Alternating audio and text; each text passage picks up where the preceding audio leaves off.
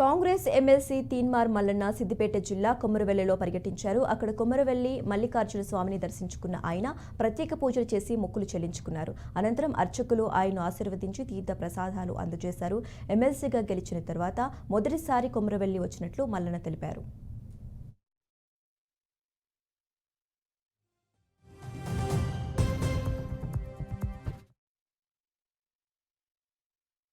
స్వామి ఆయన కరుణా కటాక్షం ఇవాళ కాంగ్రెస్ పార్టీ పైన, కాంగ్రెస్ పార్టీ కార్యకర్తల పైన, మనందరి పైన ఉంది.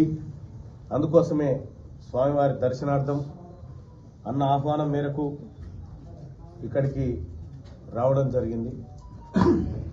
వచ్చిన తర్వాత కూడా మిత్రులందరూ కోరినట్టుగా చేర్యాల మండలానికి కానీ లేదంటే కొమరవెల్లి మండలానికి కానీ బాధాప్తనే అడుగుతా ఉన్నారు. ఇప్పటిదాకా మన ప్రెసిడెంట్ సాఫ్ ఇటోబాయ్ సీనన్న బాధాప్తనే అడుగుతా ఉన్నాడు. మరి వచ్చిన నిధుల సంగతి ఏందని అంటా ఉన్నాడు.